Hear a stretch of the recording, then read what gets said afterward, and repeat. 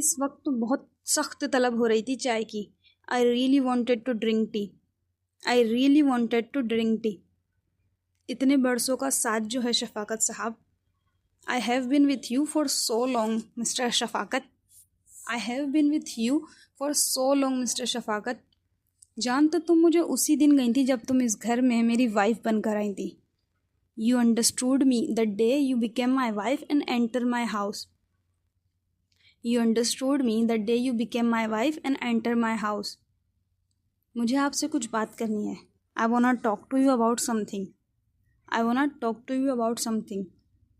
जब से आपने मेघा को प्राइवेटली पढ़ने को कहा है ना, since you have told Megha about studying privately, since you have told Megha about studying privately, अजीब सी उदासी है उसके चेहरे पर. She has a strange sadness on her face. She has a strange sadness on her face. वो पढ़ना चाहती है आगे शफाकत साहब, कुछ बनना चाहती है. She wants to study further Shafqat साहब, wants to become something. She wants to study further Mr. Shafqat, wants to become something. इतना हक तो बनता है उसका कि किसी यूनिवर्सिटी में जाकर पढ़ सके. It's her right to study in a university. It's her right to study in a university. लेकिन तुम भाई साहब को तो जानती हो. बट यू नो ब्रदर, उन्होंने आज तक अपनी बच्चियों को स्कूल नहीं जाने दिया. He has never send his kids to school. He has never send his kids to school. तो वो कैसे बर्दाश्त करेंगे कि उनकी बहू कराची जाकर हॉस्टल में रहे. How he will tolerate that his daughter in law goes to Karachi and stay in a hostel. How will he tolerate that his daughter in law goes to Karachi and stay in a hostel. उसको यहाँ तक पढ़ाने के लिए मुझे कितने पापड़ बेलने पड़े. I had to make efforts for her study. I had to make her efforts for her study. I had to make efforts for her study. बड़े बुजुर्ग बच्चों के लिए ऐसे फैसले लेते हैं जिनसे बाहर निकलना नामुमकिन होता है. Elders make such decision for children which are impossible to get out. Elders make such decision for children which are impossible to get out.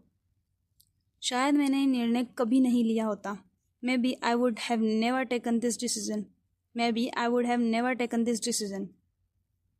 अब उसे उसी घर जाना है. Now when she has to go to their house. Now when she has to go to their house. मैं नहीं चाहता किसी भी किस्म की ऊंच नीच हो. I don't want to have any disturbance. I don't want to have any disturbance. एक दफ़ा बात करने में कोई हर्ज तो नहीं है ना शफाकत साहब. There is no harm in talking to them one time, Mr. Shafqat. There is no harm in talking to them one time, Mr. Shafqat. मुझे नहीं लगता. I don't think so. I don't think so. लेकिन अगर तुम कह रही हो तो मैं बात करके देखूँगा. But if you insist, I will try talking. But if you insist, I will try to talking. I really wanted to drink tea. I have been with you for so long, Mr. Shafqat.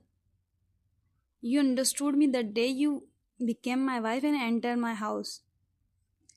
I want to talk to you about something. Yes, say.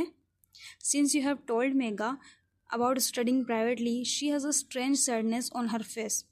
She wants to study further. Mr. Shafaka wants to become something, and it's her right to study in a university.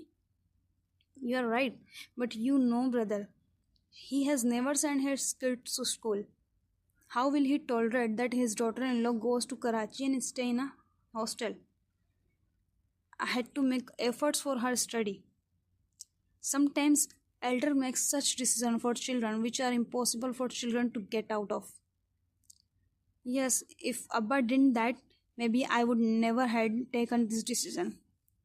Now when she has to go to their house, I don't wanna have any disturbance. There is no harm to talking to them one time, Mr. Shafaqat. I don't think so, but if you insist, I will try talking.